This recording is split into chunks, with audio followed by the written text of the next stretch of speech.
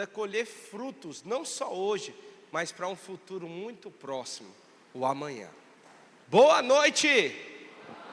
É uma grande alegria estar aqui com você e com a sua família para mais um momento de comunhão com o nosso Rei Jesus Cristo. Um momento único. Nós nos reunimos uma vez na semana para poder estarmos aqui juntos, presencialmente, junto ao nosso Rei Jesus Cristo, para poder ouvirmos a sua palavra. Por isso, é um momento de alegria, um momento de louvor, um momento de adoração, de comunhão. E é por isso que você vai dar uma boa noite, um belo sorriso do rosto para a pessoa que está do seu lado. Uma boa noite, se você não conhece, diga muito prazer, qual é o seu nome, seja muito bem-vindo.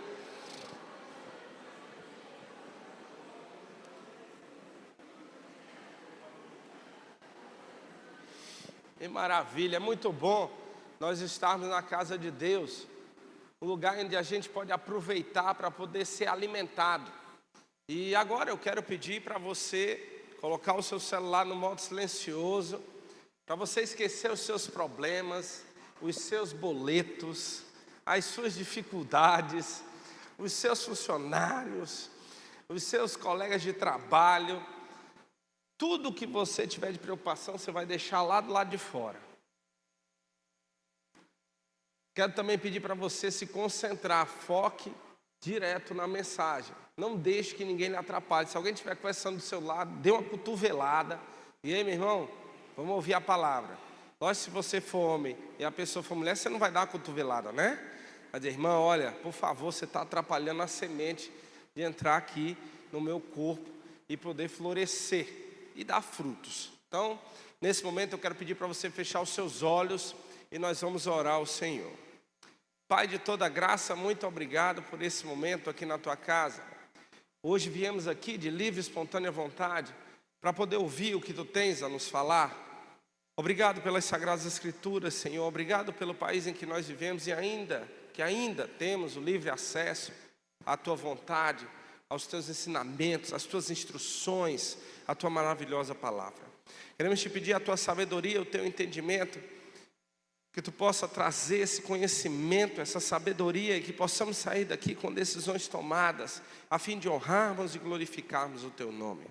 Pai, queremos te pedir também, humildemente, por saúde, por todos nós, os nossos familiares, e te pedir a cura total e definitiva dos nossos irmãos que estão enfermos.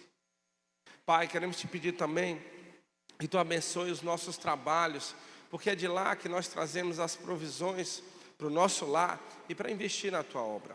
Te pedimos a tua proteção onde quer que estejamos e os nossos familiares. Nos guarda de todo mal e nos dá discernimento para fugirmos das armadilhas do inimigo. Senhor, queremos te pedir também que tu nos use para levarmos o teu evangelho e assim, Senhor, possamos proclamar o teu nome a mais e mais pessoas. Muito obrigado por tudo, abençoa e dá sabedoria aos nossos governantes da nossa cidade, do nosso estado e do nosso país, que eles olhem com carinho para o povo. E muito obrigado por esse momento, Senhor, abençoa e nos dá sabedoria. É o que te pedimos e agradecemos, no nome de Jesus, amém e amém, Jesus.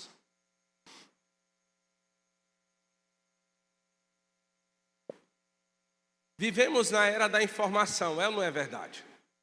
A informação agora está na palma da nossa mão. Tudo que nós queremos saber, basta alguns cliques, basta uma internet, e aí a gente já consegue até se transportar daqui para outro lugar. A informação agora ela é tão rápida e tem tanto conteúdo, tanto na internet quanto na TV, e na internet muito mais, que às vezes nós não sabemos nem o que é que nós vamos consumir ou que direção nós temos que tomar. E aí nos torna confusos, porque todo ser humano precisa de uma referência para poder seguir em frente, um caminho o qual ele deve seguir. É por isso que diante de tanta informação, diante de tanto conteúdo, seja no Instagram, no YouTube, é vídeo, é artigo, vem junto também a ansiedade. E a ansiedade ela vem de um ponto que consome a nossa mente, porque ela tem o poder de nos paralisar, através do medo, através da incerteza, através do receio de seguir em frente. Nunca houve tanto conhecimento disponível como existe hoje. E nunca houve tantos problemas emocionais e conflitos entre pessoas como existem hoje. Justamente por conta dessa maneira onde nós vemos esse conteúdo e passamos a nos comportar tal qual. As pessoas muitas vezes acreditam que pelo fato de consumir esses conteúdos, elas vão conseguir resolver os seus conflitos, mudando de trabalho. Não, peraí, eu vou mudar de trabalho que tudo vai melhorar. Vai melhorar o meu relacionamento pessoal com as pessoas no emprego, porque serão outras pessoas. Eu não vou ter mais esse chefe chato para poder cuidar da minha vida, porque eu vi no Instagram e na rede social que existem chefes humanizados, chefes diferentes, chefes que... E aí vai. Outros então dizem assim, já sei, eu vou mudar de cidade, porque eu mudando de cidade eu vou ter outras pessoas para poder me relacionar, eu vou ter outro ambiente, eu vou ter outro momento, eu não vou ter aquele clima lá de Manaus quente, e está quente mesmo, gente, vai ser a solução do meu problema. Não vou ter mais conflito com o meu marido, porque ele vai estar com a cabeça fria. Eu vou lá para o sul, pegar um frio. Ele não vai ficar mais estressado. Outros dizem assim, ah não, eu vou jogar na Mega Sena porque, grana resolve o meu problema. Muitos pensamos que os conflitos serão resolvidos por conta de dinheiro. E outros ainda dizem assim, eu vou mudar de igreja. Eu vou mudar de igreja porque aí, meu irmão, não vai ter aquele irmãozinho chato, fofoqueiro. Vai ter aquele irmãozinho ignorante, grosso, estúpido. Nada disso. Nada disso resolve conflitos e problemas. E por que não resolve? Por que não resolve mudar as circunstâncias? Porque seguir Cristo, e Deus nos mostra isso, é o que causa a verdadeira transformação da mente. O problema está em nós, não são nas circunstâncias. O problema está na nossa mente. Se nós pararmos para analisar, o nosso comportamento, ele tem um viés. E o que é um viés? É uma ação, ele tem uma ida. E para toda ação, isso é física, tem uma reação. Nós, como cristãos, filhos de Deus, seguidores de Jesus Cristo, o nosso comportamento ele tem que influenciar pessoas a seguirem Cristo e não o inverso. Por isso que a mudança tem que estar em nós. Porque se a mudança estiver nos vídeos, nos conteúdos, nós teremos comportamentos como outras pessoas têm. Nada mais natural e normal, entre aspas, de acordo com o mundo. E nós, quando paramos para analisar, existe algo dentro das Sagradas Escrituras que nos torna muito fortes. E se chama esperança. A esperança das Sagradas Escrituras, ela exerce um efeito profundo sobre a nossa saúde mental, física e espiritual. Cientificamente é comprovado que pessoas que têm esperança, elas conseguem lidar com as situações adversas da sua vida e conseguem prosseguir, mesmo diante de uma decepção, de uma frustração, de uma perda, de qualquer dificuldade. Os atletas de alto rendimento possuem uma esperança fora do normal. Eles acreditam piamente de que eles vão executar aquele movimento de uma forma que ninguém vai mais executar. Quem aqui gosta de jogar bola? Quem gosta de jogar bola? Show de bola. Quem aqui gosta de fazer gol? Por que você faz gol? Porque você acredita que a maneira que você vai chutar a bola, ela vai entrar no gol, é ou não é? E quando você não acredita, você consegue fazer o gol? Não, porque mexe com a nossa mente. Nós passamos a chutar de uma maneira diferente. Os atletas de alta performance, eles pensam assim, porque eles têm a esperança de executar o que precisa ser feito, de chutar e fazer o gol.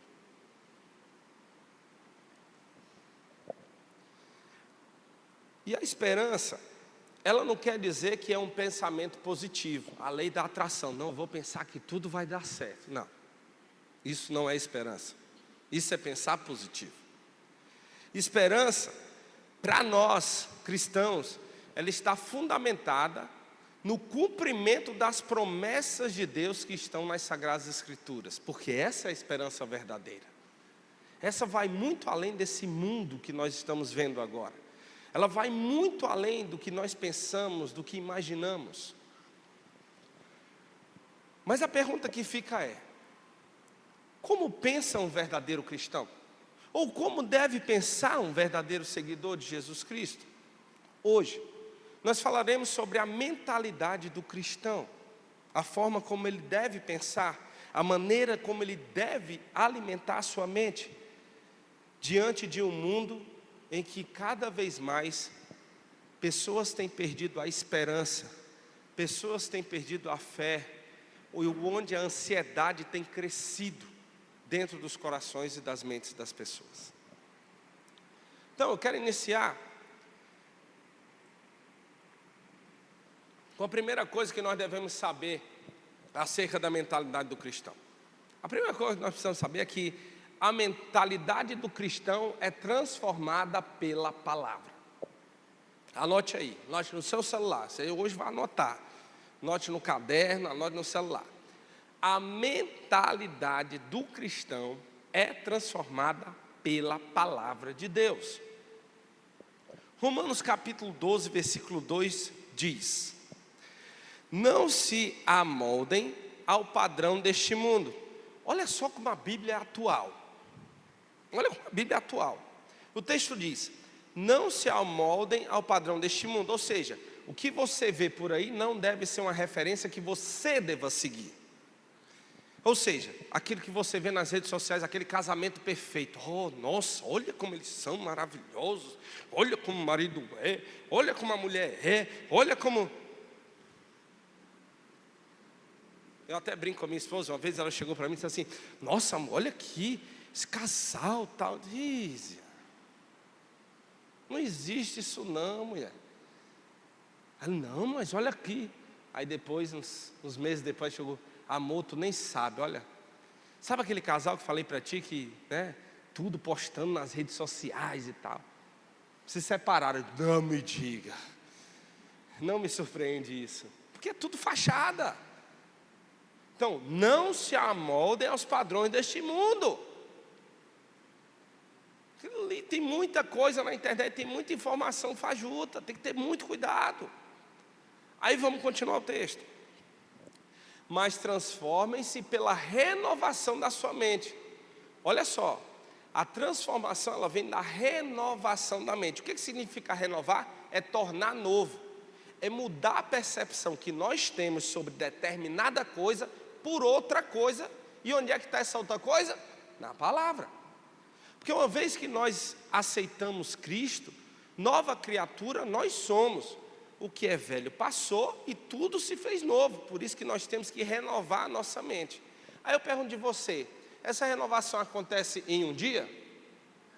Em 2 dias? Em uma semana? Eu não estou ouvindo. Em um mês? Em um ano? Até que Cristo volte ou que a gente vá. É todo dia. Não tem jeito. Porque nós somos metralhados dessas informações. E nós temos que estar com a mente renovada a todo momento. Vamos continuar o texto. Para que vocês experimentem a boa, agradável e perfeita vontade de Deus. O que esse texto está falando para a gente? Olha só, se nós quisermos experimentarmos a boa, perfeita e agradável vontade de Deus, o que é que nós temos que fazer? Renovar a nossa mente de acordo com as Sagradas Escrituras. Aí sim nós não seremos moldados pelo mundo, pelas redes sociais, pelas informações fajutas, por falsas crenças, por falsas doutrinas. Por isso que nós temos que buscar o Senhor e renovar a nossa mente através da palavra. Agora vamos lá.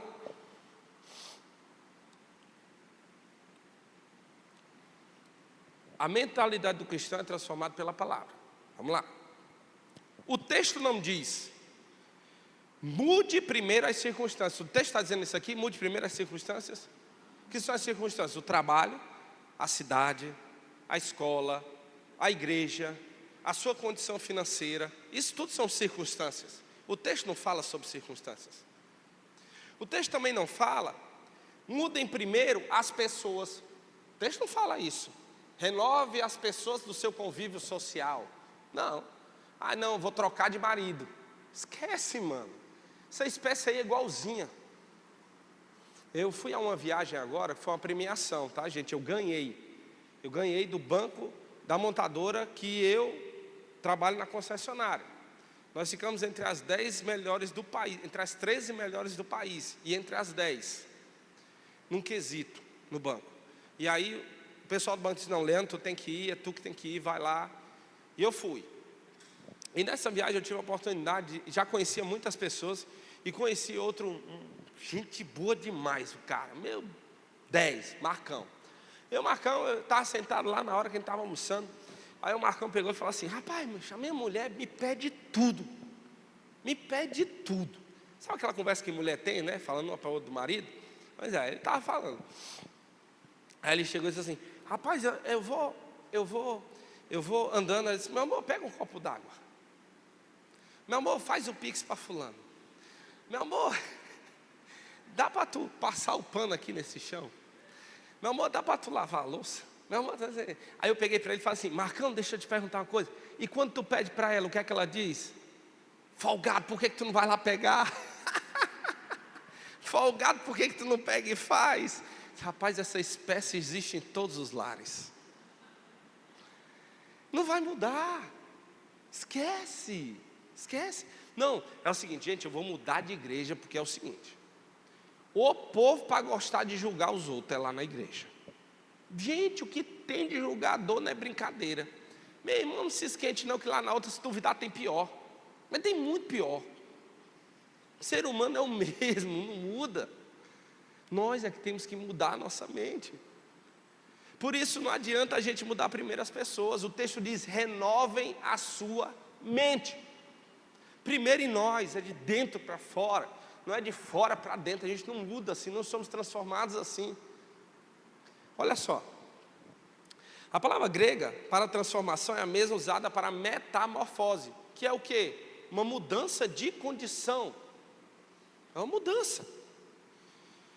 Deus, Ele não quer só melhorar você e eu, Ele não quer só melhorar, Ele quer transformar completamente, não é rasamente, não é temporariamente, é completamente.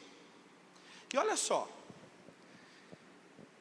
uma das passagens que eu acho mais maravilhosas nas Sagradas Escrituras é o primeiro milagre de Jesus Cristo. Para mim, eu estou dizendo para mim, Leandro, aquela passagem mostra justamente Jesus querendo dizer para todo mundo que é Ele quem causa a transformação na vida de alguém. Lá no texto de João capítulo 2, versículos do 1 ao 11, depois você vai ler em casa, Jesus é convidado para um casamento em Caná da Galileia. Ele está lá com Maria, sua mãe, e o vinho acabou. E tem 6 potes lá. E Maria chega para Jesus e diz, bora Jesus, vamos lá. Faz alguma coisa aí. O que é que eu tenho contigo, mulher? Não é a minha hora ainda de eu fazer um milagre. Aí Jesus fala o quê? Encha os potes, pede, vamos lá, vamos encher aqui esses potes de água. O que é que a água se transformou? Em vinho. Ali Jesus já estava, o primeiro milagre de Jesus foi assim, olha, eu vou transformar as pessoas. E a água simboliza a água da vida. Essa água da vida que transforma a nossa vida. Por isso que temos que usar a palavra de Deus para transformar a nossa mente. E aí a gente vai renovar. E aí sim, nós vamos mudar, não só o nosso comportamento, mas o nosso caráter, as nossas atitudes. E nós vamos entender como realmente tudo funciona. Mas então quando é que começa essa transformação? Como é que começa essa transformação na minha vida? Primeiro, tem que se encher da palavra de Deus. Jesus não pediu para encher os potes de água? Da mesma forma nós temos que encher Jesus na nossa vida, encher o Espírito. E se encher do Espírito é se encher da palavra. Ninguém se enche do Espírito com oração, ninguém se enche do Espírito com louvor, ninguém se enche do Espírito com dança. Não, se enche do Espírito com palavra. É palavra. Por isso, quando Jesus disse, olha, enche os potes de água, Jesus está dizendo, ela precisa primeiro encher. E aí sim, com a palavra dentro de nós, a água da vida dentro de nós vai poder ser transformada. Nós seremos transformados. Uma mente saturada, cheia da palavra de Deus, ela tende a agir conforme a palavra de Deus. A palavra de Deus dizendo que a gente tem que amar, nós vamos amar. A palavra de Deus diz que nós devemos perdoar, nós vamos passar a perdoar. Rapaz, eu assisto de vez em quando os judeus lá, israelenses, lendo a Torá. Os caras ficam lendo a Torá assim, ó. E repete, repete, repete. Estão saturando a mente. Nós temos que nos encher da palavra. O país que eu fui é o islamismo, é islâmico. 99% das pessoas são do Islã. 80% são praticantes. O pessoal ora 5 vezes ao dia. 5, tem um horário certo. E toca a hora, os caras vão lá para a mesquita para orar. Para rezar, na verdade, não ora, reza. Vão lá e rezam. Cara, quantas vezes nós temos orado por dia? Quantas vezes nós temos pego a palavra para nos alimentar?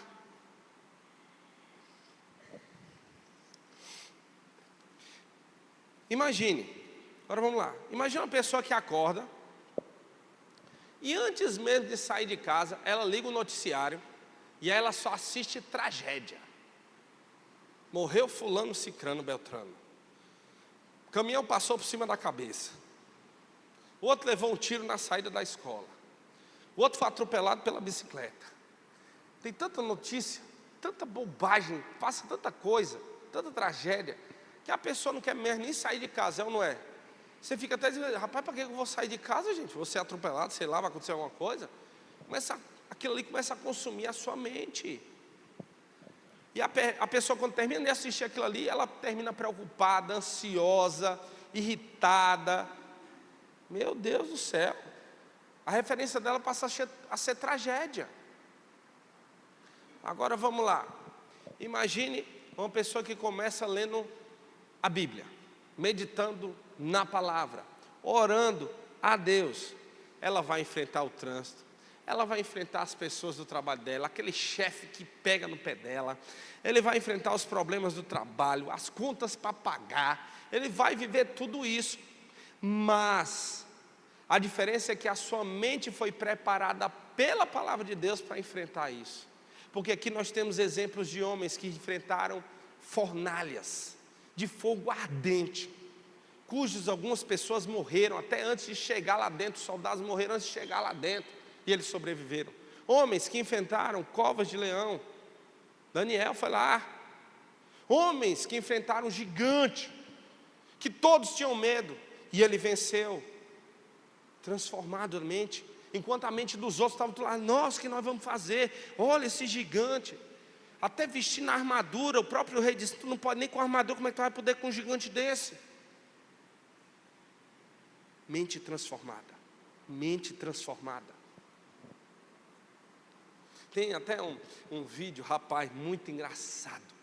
O rapaz, acho que ele é missionário, se denomina assim, se eu não me engano. Eu vi esse vídeo, achei tão engraçado, gente. O vídeo se intitula assim, se a sua Bíblia fosse um celular. Quem aqui já viu esse vídeo? Rapaz, ele acorda de manhã, já pega a Bíblia e começa, né? Se fosse o celular. Aí ele pega, sai, aí vai, eu não lembro, vai para o banheiro. Senta no banheiro, a Bíblia, em vez de celular. Aí ele vai, assiste televisão com a Bíblia do lado. Assiste televisão e eu lendo a Bíblia, lendo a Bíblia, lendo a Bíblia. Faz todo sentido. Faz todo sentido. Ele quis dizer ali que a referência das pessoas agora está no conteúdo. É o que a gente está falando aqui. Quando na verdade nós temos que encher a nossa mente da palavra de Deus. Aí sim, nós vamos ter o comportamento, a atitude, o caráter de um verdadeiro cristão. E nós temos que entender isso, que a mente cristã, ela é transformada pela palavra de Deus. Porque as circunstâncias, todas serão semelhantes, mas a forma de interpretá-las, de entendê-las, é completamente diferente. Quando nós temos a mente saturada pela palavra de Deus, tudo muda. A maneira como nós entendemos e enxergamos o mundo muda completamente. Aquilo que alimenta nossa mente molda nossas atitudes. Anote aí. Aquilo que alimenta nossa mente molda nossas atitudes, nosso comportamento. Por isso que nós temos que ter muito cuidado com o mundo, com a influência das informações e também com as amizades que nós temos fora. É muito perigoso. Todos os dias nós somos bombardeados com informações. Você vale mais do que, ou então você vale aquilo que você possui. O mundo é assim. Só olha para você, ele dá valor baseado no que você tem. Não é assim que funciona. Felicidade é fazer tudo o que você deseja. O mundo prega isso. Não, você é feliz você viver naquilo que você quiser. Não é, não é. Isso não é felicidade. Isso é uma falsa felicidade. É um prazer momentâneo, temporário, rápido. E causa uma depressão profunda depois que a gente realiza. Porque ela é contra a vontade de Deus. Sucesso é vencer a qualquer custo. Não, o mundo prega isso. Não importa, o importante é você chegar lá. Não, importa sim. Os meios são mais importantes do que o sucesso. A maneira como nós chegamos lá é mais importante. Por isso que a Bíblia, ela ensina o contrário. A Bíblia nos ensina que o valor do cristão está em Cristo. Esse é o valor do cristão. Ele está em Cristo, não está nas coisas, não está nas posses, não está no sucesso. A nossa felicidade, ela está em Deus. É por isso que o nosso sucesso é cumprir o que a palavra de Deus diz. Isso é ser bem-sucedido para o cristão. Isso é ser bem-sucedido. O resto é temporário, é só nessa terra. O que nós fazemos aqui agora, baseado nas Sagradas Escrituras, vai refletir lá no céu. Tudo está conectado a partir de Jesus Cristo. Por isso que nós temos que ter muito cuidado. Por isso que a pergunta não é o que eu estou sentindo. Não importa. Não importa se a gente está triste, se a gente está emotivo. Não importa se a gente está frustrado, se a gente está feliz. Nada disso importa. Porque isso é momentâneo. Isso é passageiro. O mais importante é o que Deus diz.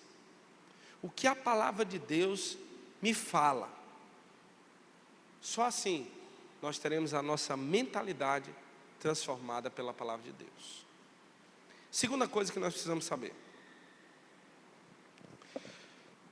A mentalidade do cristão é dominada pela esperança.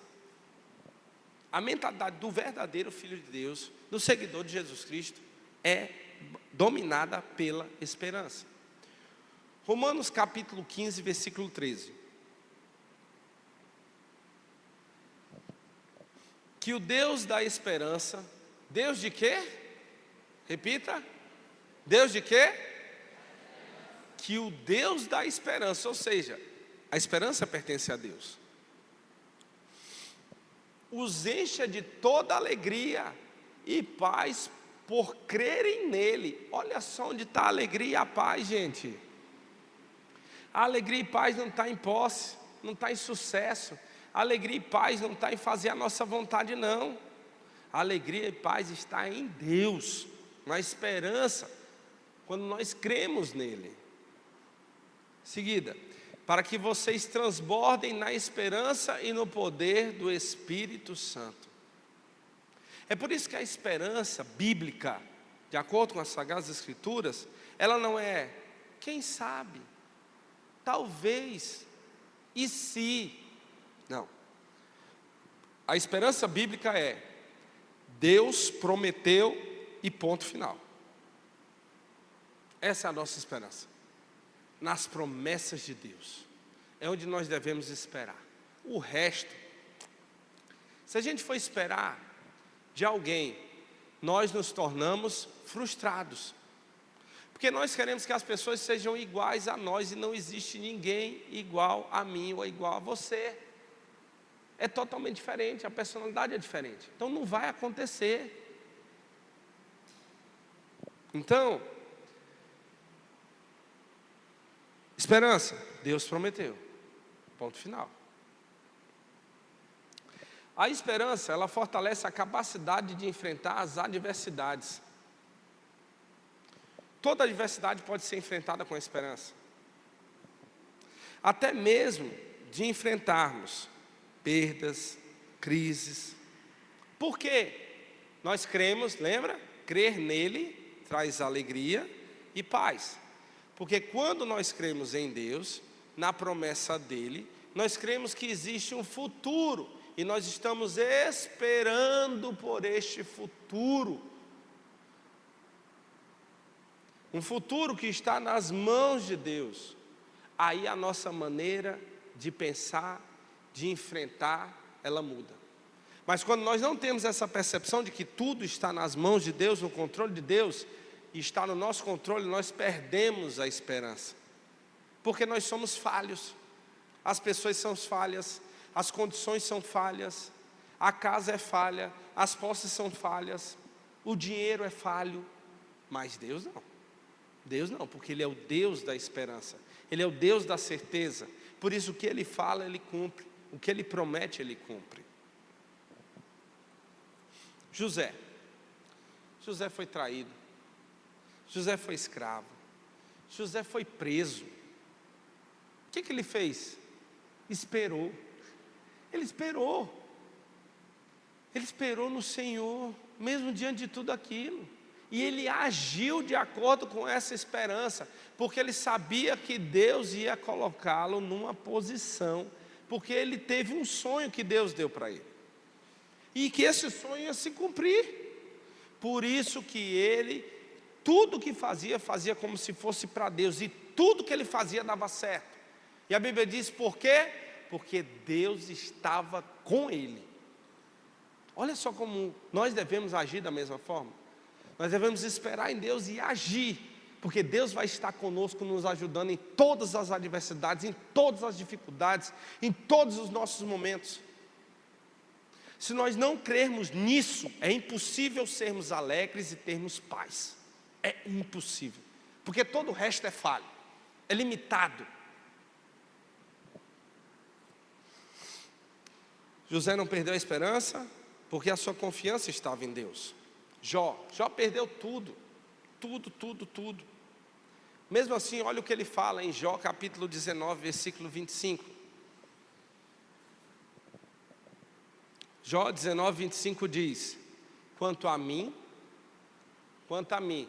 eu falo por mim, tá? Ele está dizendo, eu falo por mim. Eu sei, que o meu Redentor vive, e que no fim se levantará sobre a terra. Sabe o que o Jó está falando aqui? Ele está dizendo o seguinte: olha, independente do que esteja acontecendo comigo, eu creio que o meu Salvador, o verdadeiro Deus, Ele vive, Ele é real, e Ele vai se levantar para me ajudar, e tudo vai dar certo. A esperança sustentou a fé de Jó. É isso que nós temos que fazer. A nossa mente tem que ser dominada pela esperança, senão a gente vai desistir, senão a gente vai dar para trás, senão a gente não vai querer servir, não vai querer amar, não vai querer perdoar. Nós não vamos querer vir à igreja, nós não vamos querer participar das programações, nós não vamos querer falar de Jesus Cristo para outras pessoas. O que faz com que falemos de Jesus para as outras pessoas é a esperança da volta de Jesus Cristo, ou a nossa ida aos céus. É isso que nos faz. E se nós não falamos de Jesus Cristo para as pessoas, é porque nós perdemos essa esperança. E nós precisamos manter essa esperança, porque o Redentor, Ele vive, o Salvador, Ele vive, o Salvador é real, O céu é real, o inferno é real. Por isso nós temos que agir, nós temos que mudar e nós temos que ter a mentalidade de um cristão, de um filho de Deus. Imagine duas pessoas que perderam o emprego um dia. Duas pessoas. A primeira acredita que tudo acabou, começa a chorar, a se lamentar. Está tudo destruído, está tudo acabado, começa a ter depressão, perde a motivação, deixa o desânimo dominar a sua vida. A segunda, ela sente tristeza, ela fica decepcionada, ela fica sem chão, de fato. Mas ela ora, ela continua meditando na palavra, ela atualiza o currículo, ela envia currículo, ela tem uma atitude porque ela tem a esperança de que aquele lugar fechou as portas, mas outro lugar vai abrir as portas. As duas enfrentaram a mesma dificuldade, elas perderam o emprego. Porém, a diferença está na esperança. A maneira como ela foi enfrentar a situação. A esperança, ela não muda completamente e imediatamente uma situação, é fato, mas muda completamente a maneira de enfrentá-la. A esperança, ela não elimina tempestades, ela impede que sejamos destruídos por elas. É por isso que a mentalidade do cristão tem que ser dominada pela esperança no Senhor. Amém? Terceira coisa que precisamos saber. A mentalidade do cristão pensa como Cristo. A mentalidade do cristão pensa como Cristo. Filipenses capítulo 2, versículos 5 ao 8. Olha o que o texto diz. Seja o modo de pensar de vocês o mesmo de Cristo Jesus. Já começa assim. O modo de pensar que nós devemos ter é o mesmo daquele que nós seguimos, o Rei Jesus Cristo. Em seguida, que apesar de ser Deus, não considerou que a sua igualdade com Deus era algo que deveria ser usado como vantagem. Antes, esvaziou a si mesmo, assumindo a forma de servo, tornando-se semelhante aos homens. Sendo encontrado em figura humana, humilhou-se e foi obediente até a morte, e morte de cruz. Jesus poderia chegar aqui na terra e dizer: olha, eu sou filho de Deus. Seguinte, me trata direito porque eu sou príncipe. Jesus fez isso? Não. Olha, é o seguinte, vocês têm que me servir porque eu sou filho de Deus. Jesus fez isso? De forma alguma. Essa tem que ser a nossa mentalidade? Sim, a mentalidade de Jesus é essa. Então, ele não tem que dizer assim: não, eu consegui uma promoção no emprego, então peraí, todo mundo tem que me respeitar. Não, agora eu sou líder na igreja, então todo mundo eu tenho que ficar por cima. Não. É o inverso. Isso é em qualquer lugar, na igreja, no trabalho, em casa, em todo canto. Enquanto o mundo diz: suba, Jesus dizia: sirva. Enquanto o mundo dizia: receba, Jesus dizia: dê. Enquanto o mundo dizia: seja o maior, Jesus dizia o quê? Se você quiser ser grande, seja servo. Jesus, ele veio para mudar a mentalidade daquela cultura que existia no mundo. É tanto que, ao se deparar diante de líderes, de estudiosos das Sagradas Escrituras, de fariseus, Jesus mudava completamente a maneira de como eles viam aquela situação e travava a mente deles. Vide a mulher adúltera. A mulher adúltera pegou e chegaram com eles: olha, Jesus, a lei de Moisés diz que nós devemos apedrejá-la, tacar pedra nela. E aí, o que é que tu diz? E Jesus, ele começa a rabiscar ali justamente para trazer todos ao mesmo nível de pensamento. Por que ele não responde? Por que ele não fala? E eles vão e perguntam de novo. Porque Jesus queria justamente acalmar os ânimos dos caras, porque eles não iam conseguir entender o que ele ia falar. E aí, quando Jesus consegue acalmar, e ele fala: Quem não tem pecado, que atire a primeira pedra. Nossa, foi uma lapada. Jesus poderia julgar naquele momento? Sim, ele poderia julgar. Mas ele não estava ali ainda. Porque quando estivermos diante dele, aí sim, viu? Se prepare, é diferente. Mas naquele momento ele estava como filho de Deus, servo. E ele queria mostrar qual atitude nós deveríamos ter. E qual é a atitude? Liberar perdão. E começou a sair os mais velhos até os mais novos. Mudança de mentalidade. Pensar como Cristo, nós temos que pensar como Cristo. E como é que Cristo pensava então? Jesus via oportunidades em vez de problemas. Jesus era perito em ver oportunidades. Ele não via problema em nada, ele só via oportunidade. Por isso nós temos que pensar como ele. Pastor chega e diz, ó, vai ter uma programação. Meu Deus do céu, vai ter uma programação. Vixe, vai ter que decorar. Vixe, tem que comprar não sei o quê. Vixe, tem que... Gente, e agora? Como é que vai ser? Lembro que nessa última programação a gente estava vendo problema de luz, não estava iluminando aqui direito. Aí eu olhei para cima, meu irmão, essas luzes aqui, rapaz, não está funcionando não, peraí. Aí eu fui falar com o irmão Raimundo, o irmão falou, meu irmão, precisa dar um jeito nessas lâmpadas aqui, tem que ajeitar para poder botar aqui. Aí outro já chegou, pastor, olha, tem uma aqui que eu vou colocar aqui, vai ficar aqui show de bola, pronto. Porque a gente queria que ficasse no escuro, mas que visse as pessoas, para dar aquele ar meio que antigo, né? Porque não tinha muita iluminação naquele tempo. E a gente queria mostrar um pouco disso. E foi e fluiu, né? Igual a irmã chegou, a gente estava aqui na arrumação e tal.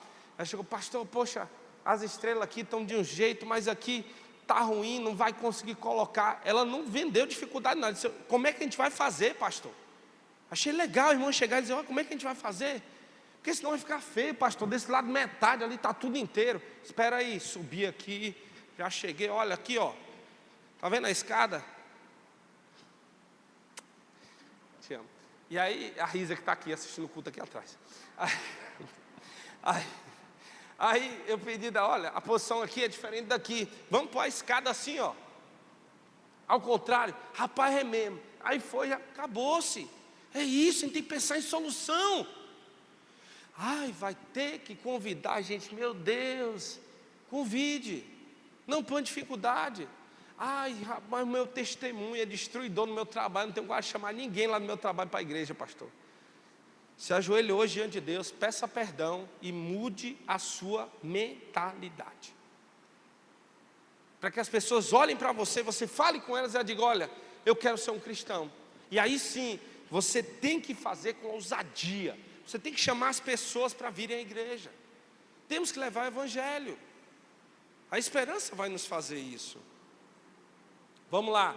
Onde é que Jesus viu a esperança nas Sagradas Escrituras? Texto de Mateus, capítulo 14, versículos 13 ao 21. Você vai ler depois, anote aí. Mateus 14, 13 ao 21. 5 pães e 2 peixes. Viu aquela multidão morrendo de fome, começaram a vender dificuldade. Pelo amor de Deus, Jesus, para alimentar essa gente vai precisar de muito dinheiro. O que é que temos aí? Jesus disse. Temos 5 pães e 2 peixinhos. O que a gente vai fazer com isso, Jesus? Não, isso aqui vai dar. Alimentou que sobrou. É isso que nós temos que pensar. Eu tenho certeza que já aconteceu com você. Você recebeu o seu salário. Aí você olhou e disse assim, Senhor, vai dar certo, vou conseguir pagar tudo. Aconteceu esse milagre já com você? Porque comigo já aconteceu. Já aconteceu? Já. Você olha, rapaz, como é que eu vou pagar as contas? De repente deu tudinho certinho. Deus provém, gente. Os discípulos estavam enxergando escassez. Jesus enxergou provisão. A gente tem que enxergar provisão. Outro exemplo, na cruz. Enquanto os soldados olhavam Jesus Cristo ali na cruz, eles viam derrota de Jesus Cristo. Ah, perdeu, está aí, tu não é filho de Deus, peço que ele te derrube daí, bora. Satanás viu o que? Vitória. Ah, agora eu venci o Filho de Deus. E Jesus viu o que? Salvação. Salvação. Estava focado, determinado. A mentalidade de Jesus sempre estava alinhada com o propósito do Pai. Sempre. E essa deve ser a nossa mentalidade. Sempre alinhada com as Sagradas Escrituras. Porque aí sim nós agiremos como verdadeiros filhos de Deus.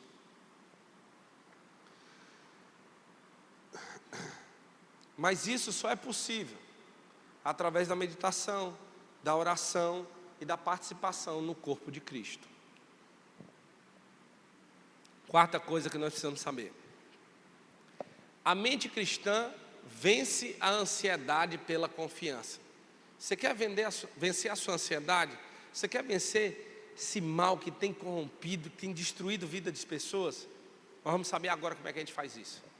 Deus deixou um manual. Deus é tão maravilhoso que Ele deixou um manual para a gente. Olha só. Isso aqui são 4 passos que Deus usou Paulo para falar, para ajudar a todos nós acerca da ansiedade. Vamos ver como é que a gente faz então em Filipenses capítulo 4, versículos 6 a 8. A mente cristã vence a ansiedade pela confiança. Filipenses capítulo 4, versículos 6 a 8. Olha só. Não andem ansiosos por coisa alguma. O texto está dizendo o seguinte, olha, você não deve ficar ansioso. Você não deve ter essa preocupação. Ah, pastor, amanhã é segunda-feira. Meu Deus, vou ter que enfrentar. Estou cheio de problema lá no trabalho. Estou cheio de boleto para pagar. Amanhã é dia o quê? Dia 3, né? Dia 3 de agosto, começa a vencer os boletos. Ainda nem recebi, pastor. Não fique ansioso.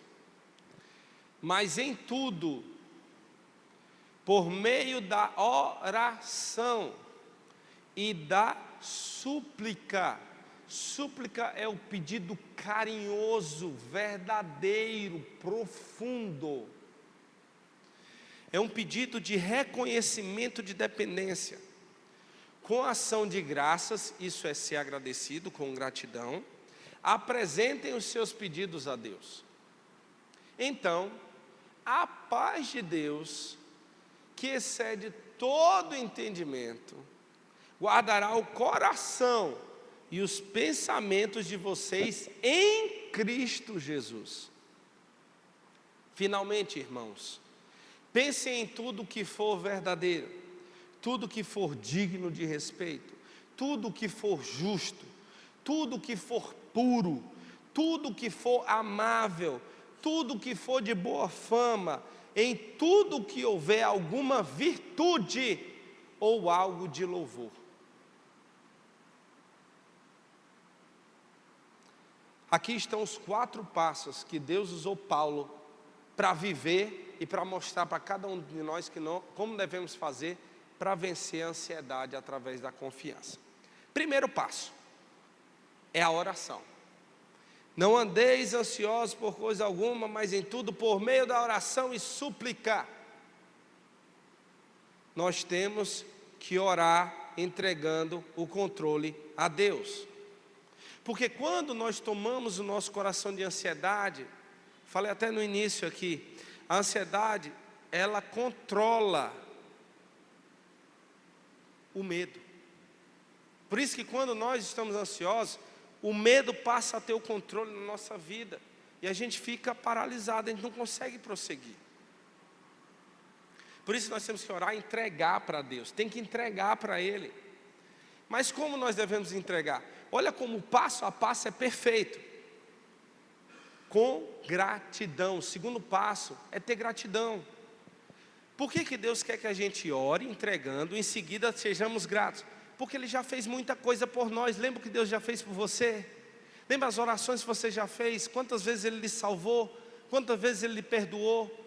Quantas vezes Ele fez por você os milagres que você jamais imaginou que Ele pudesse fazer? E aí é quando a gente se equilibra. E aí vem um equilíbrio. Vem a paz de Deus que excede todo o entendimento. E aí que vem a confiança. E a gente começa a crescer na confiança. Lembra o que Deus fez? Porque a gente já entregou para Ele aquela dificuldade, aquele medo, aquela ansiedade. E aí Ele vem e transforma o nosso coração dizendo, olha, eu estou aqui. Lembra? Eu fiz isso por você. Lembra? Salvei você naquela situação. E aí vem a paz de Deus e toma conta do nosso coração e dos nossos pensamentos. E aí é quando aumenta a confiança, que é o terceiro passo. A confiança começa a crescer, porque nós vamos lembrando o que Deus fez por nós. E aí o nosso pensamento se volta para Jesus Cristo. E a gente começa a pensar como, poxa, isso está acontecendo por causa disso, disso, disso. A gente começa a enumerar, começa a entender a situação. Nossa, isso deve estar acontecendo porque Deus quer fechar essa porta e Ele quer abrir outra, por isso que eu estou passando por essa dificuldade. Nossa, isso aqui, com certeza Deus está querendo me ensinar alguma coisa. A gente muda completamente. Quarto passo. O terceiro, confiar, né? Que Deus guarda a nossa mente, a paz de Deus começa a guardar a nossa mente. A quarta, e essa é fundamental, para acabar com a ansiedade na nossa vida. Pense corretamente. Nós temos que encher a nossa mente da palavra de Deus e de coisas boas, fundamentadas na palavra de Deus. A gente tem que pensar no que é correto, no que é amável, no que é justo, no que é puro. Porque se a gente começar a pensar de um modo diferente, a gente vai para a rede social, um monte de bobagem. A gente vai para o YouTube, um monte de besteira. E a gente começa a criar situações na nossa mente e vai destruindo do mesmo jeito. Por isso que a gente tem que se alimentar da palavra. A gente se enchendo disso e pensando nisso, a gente consegue blindar a nossa mente e o nosso coração. Esses são os 4 passos. Primeiro, orar. Segundo, agradecer. Terceiro, confiar. Quarto, encher nossa mente da palavra de Deus, pensar corretamente, pensar na mensagem de hoje, pensar no versículo que você estudou naquele dia, naquele texto que você leu, naquela passagem, naquela história, naquela parábola.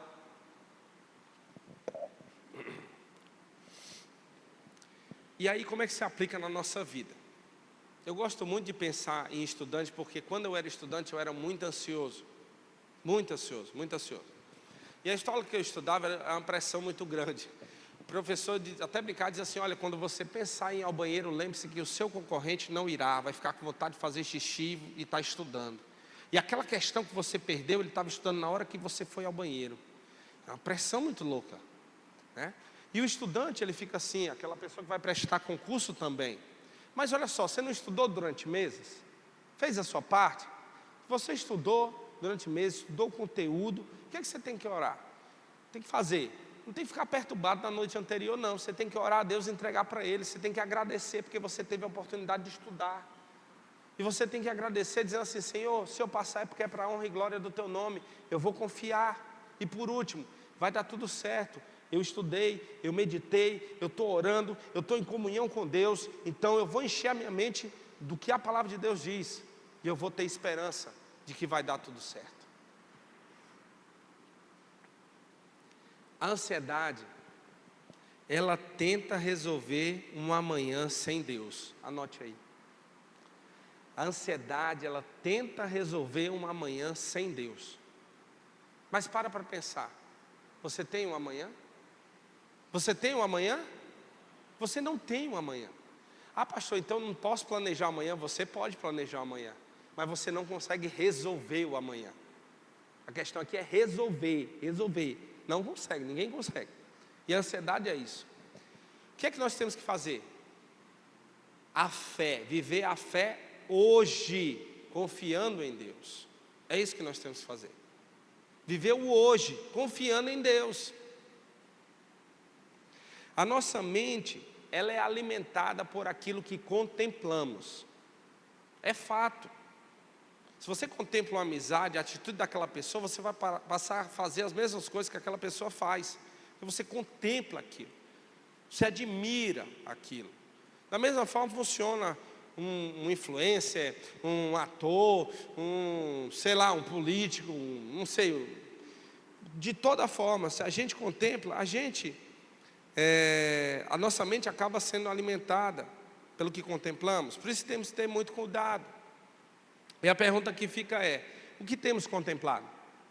Notícias negativas, pessimistas. A nossa mente vai ser pessimista, a gente vai virar uma pessoa que diz, não, nada dá certo, tudo dá errado. Ou você tem assistido aquelas ficções, né? nossa, daquele casal maravilhoso, perfeito, cria esse rótulo na sua vida, ou aquelas porcarias de dorama que tem relacionamento errado, um monte de besteira que tem aquilo ali, baboseira, que aí você traz para a sua vida dizendo, poxa, por que não é assim? Eu posso viver isso, você passa a querer viver aquilo, e aí destrói a sua vida, destrói a sua família. A gente alimenta a nossa mente o que nós contemplamos, é assim que funciona. Pornografia destrói a sua mente, destrói a mente de uma pessoa. A pornografia vai acabar com a sua vida. Quem contempla diariamente a palavra de Deus viverá fortalecido. Quem contempla diariamente a palavra de Deus viverá fortalecido. Eu não estou dizendo que você não vai pensar em desistir, eu não estou dizendo que você vai pensar em parar, eu não estou dizendo que você vai pensar em acabar com tudo, não estou dizendo nada disso, você vai pensar, mas você vai estar fortalecido para não agir, para agir diferente, para ter uma atitude diferente, porque a nossa mente é onde começa tudo, amém? Ih, vamos no sono já? Dá para ir mais um ponto? Só mais esse, tá? E a gente finaliza. Quinta coisa que nós precisamos saber acerca da mentalidade do cristão. A mente cristã vive olhando para a eternidade. A mente cristã, ela só foca na eternidade. Jesus, quando estava aqui, e que ele já sabia que ia sofrer, ele orou 3 vezes a Deus Pai. Com angústia, ele falou, estou com angústia mortal. Por que Jesus fez isso? Para manter o foco no que ele tinha que fazer. Ele ia sofrer, ia morrer por quem não merecia. E isso não é fácil, por isso que é tão difícil perdoar alguém. Por que é difícil perdoar alguém? Porque vai contra a justiça que nós temos. E foi contra a justiça de Deus. Mas Deus amou o homem, e Ele deu mais uma chance. É isso que nós temos que fazer. Vamos olhar para a eternidade. Eu vou perdoar porque eu vou para o céu. Eu vou amar porque eu vou para o céu. Eu vou amar porque Jesus me amou primeiro. Eu vou perdoar porque Jesus me perdoou primeiro. Eu não vou aceitar dinheiro ser comprado, porque eu sei que Deus está me vendo, está olhando. Eu não vou consumir pornografia, porque eu sei que isso é contra a vontade de Deus. Eu estou vendo lá o futuro, a eternidade. É para lá que nós temos que apontar, é para lá que nós temos que ver, é para lá que nós temos que pensar onde nós vamos viver. Qual a posição, a pergunta é, qual a posição que nós teremos no reino dos céus? Nós seremos pequenos ou nós seremos grandes?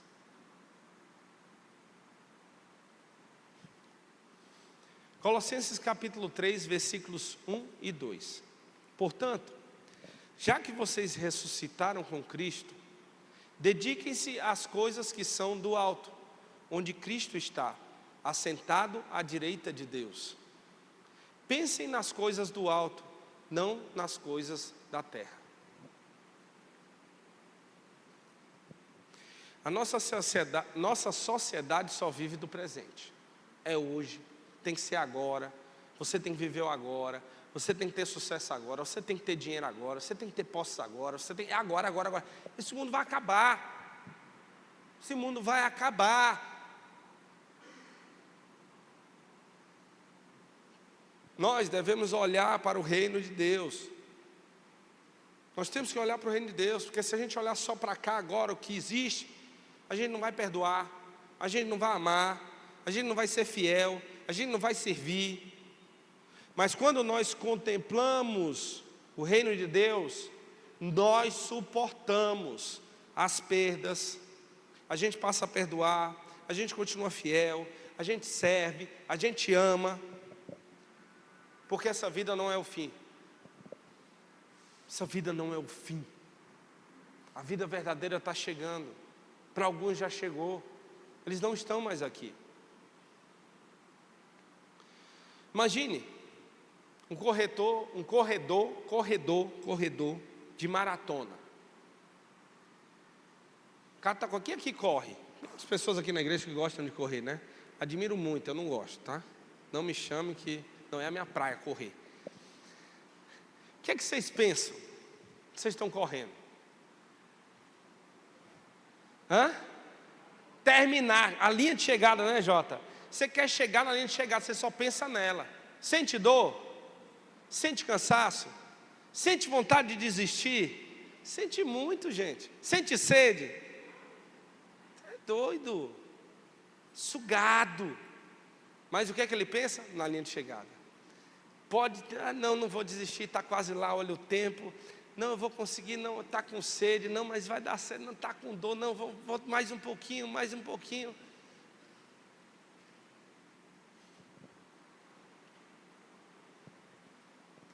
Porque os olhos estão na linha de chegada.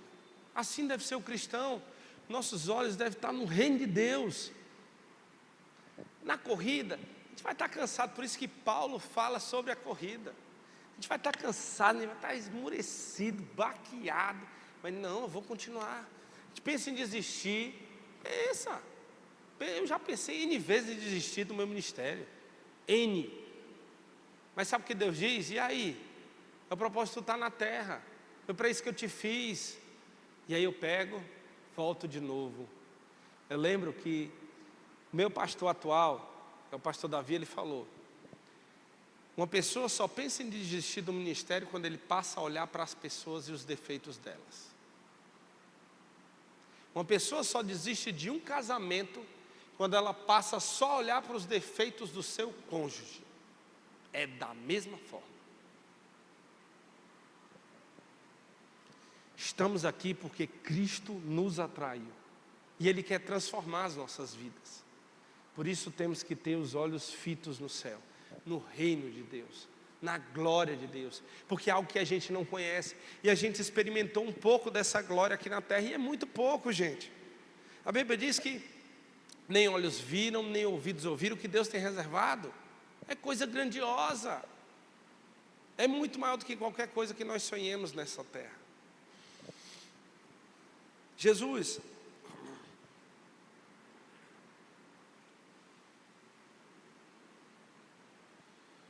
ao olhar para a cruz, ele não via morte, ele via salvação.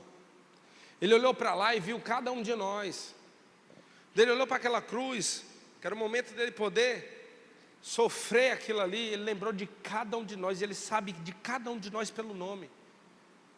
Olha, eles vão estar lá na Igreja Batista Central-Leste, no dia 2 de agosto de 2026, às 19h40. Eles vão estar ouvindo o que eu estou falando sobre mentalidade do cristão. Por isso eu vou sofrer aqui na cruz. Foi por mim e por você.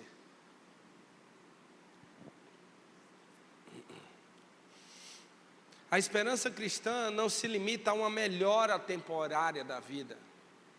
Ela aponta para a promessa da restauração completa realizada por Deus. Essa perspectiva futura transforma a maneira como nós enfrentamos as dificuldades, as adversidades, os desafios do presente. Nós paramos para analisar em Hebreus capítulo 11, nós temos os heróis da fé. E o que é que esses homens fizeram? Esses homens também tiveram uma mentalidade olhando para a eternidade. Mesmo diante de todas as adversidades, dificuldades ou desafios que eles viveram. Eles contemplavam o reino dos céus de uma forma contínua, o que os faziam viverem pela fé, e a mesma forma que nós devemos fazer. É por isso que a esperança da eternidade moldava as suas decisões, e a esperança na eternidade deve moldar as nossas decisões. Um exemplo disso é alguém que permanece honesto no trabalho. Você olha, a pessoa tem que fazer, mentir, falar um monte de besteira, diz: olha, esse aqui é promovido. E eu não sou promovido? Por que a gente começa a questionar? Por isso que Deus disse: você não deve questionar quando o ímpio for abençoado. Você não tem que questionar, sabe por quê? Porque a sua vontade tem que estar de acordo com a minha vontade. Então ele olha e diz: não vale a pena, eu não vou fazer uma fraude para ser promovido. Porque sabe, nós temos que saber que é temporário isso aqui, que não vale a pena a gente fazer isso. Nós temos que olhar para a eternidade. Esperança na eternidade molda a decisão do cristão. E ela deve moldar as nossas decisões se somos filhos de Deus, seguidores de Jesus Cristo. A esperança da volta de Cristo deve mudar nossas decisões hoje, agora. Do ponto de vista humano, parece que tudo está perdido, mas quem vive olhando para a eternidade, sabe que agradar a Deus vale mais a pena do que qualquer coisa desse mundo. Quem olha e está a esperança da volta, e tem a esperança da volta de Cristo, pensa e diz, cara, eu não vou decidir dessa forma, eu vou fazer de acordo com a palavra, porque é o que Deus quer. Quando Ele voltar, eu vou estar fazendo isso. O que é que nós vamos estar fazendo quando Jesus voltar? Se Ele voltar agora, nós estamos aqui na igreja, mas se Ele voltar daqui a pouco, se Ele voltar amanhã, se Ele voltar daqui a 5 dias, o que é que nós vamos estar fazendo? A esperança na eternidade deve moldar as nossas decisões. Hoje vimos que existem duas mentalidades. A mentalidade do mundo é aquela que tem medo, egoísmo, mediatismo, pessimismo, incredulidade. E temos a mentalidade cristã. É a mentalidade da esperança, da confiança, do servir, do amor e da fé. Provérbios 23, 7 diz: porque como imagina em sua alma, assim ele é. Ele te diz, come e bebe, mas o seu coração não está contigo. Esse texto está dizendo para cada um de nós que a maneira como nós pensamos, a nossa mentalidade vai determinar quem somos. Por isso que a nossa mentalidade deve ser cristã, baseada nas Sagradas Escrituras. O que Deus deseja é transformar completamente a nossa maneira de pensar. Porque quando a mente muda, a vida muda. Quando a mente muda, os relacionamentos mudam. Quando a mente muda, as prioridades mudam. Quando a mente muda de acordo com a palavra de Deus, o caráter se parece cada vez mais com Jesus Cristo. Porque nós vamos sendo moldados e transformados através da mente, para que possamos agir de acordo com a palavra de Deus. Hoje talvez a sua mente esteja cansada. Talvez a sua mente esteja saturada de alguma coisa que você tem consumido, contemplado. Talvez a sua mente tenha permitido, talvez você tenha permitido que o medo ocupasse o lugar da esperança. Talvez as preocupações tenham abafado a sua fé em Deus. Mas hoje, Jesus Cristo convida você a experimentar uma transformação que começa de dentro para fora, que começa em cada um de nós. Não são nas circunstâncias, nas pessoas, no que está acontecendo no mundo, mas em nós. Uma mudança, uma nova maneira de pensar, fundamentada na sua palavra e sustentada pela esperança verdadeira. Por isso eu quero convidar você a orar. Feche seus olhos e vamos orar.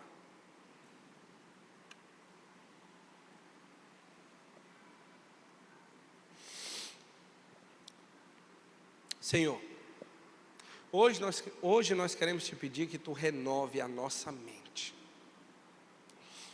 Queremos que Tu nos ensine a pensar como Jesus Cristo, a viver pela fé, a viver pela esperança, manter viva essa esperança, Senhor, para que nós possamos ter as nossas mentes transformadas e que sejamos mais parecidos com Jesus Cristo. Independente do que esteja acontecendo, das adversidades ou das circunstâncias, Senhor, mas nos transforma, Pai, de dentro para fora. Porque uma vez que Te aceitamos como Senhor e Salvador de nossas vidas, nós recebemos a água da vida, a água que pode ser transformada, a água que transforma os nossos corações. Que a nossa mente seja guiada pela Tua palavra, Senhor, e que possamos manter a esperança viva na Tua volta, no dia da Tua volta, ou no momento que Tu nos levar. Pai, abençoa-nos e que possamos mais do que nunca vivemos de acordo com a Tua palavra, para que assim, no dia que Tu voltares, estejamos fazendo justamente o que Tu propôs a cada um de nós. Muito obrigado por tudo. e que nós possamos revelar o caráter de Jesus Cristo através do nosso testemunho. É o que te pedimos e agradecemos. No nome de Jesus, amém e amém, Jesus Cristo. Que Deus possa conceder a cada um de nós a mentalidade de Cristo e que possamos cada vez mais ser transformados pela palavra e que a nossa esperança e a nossa fé permaneça até o dia em que Jesus volte ou que Ele nos leve. Que Deus abençoe você e a sua família.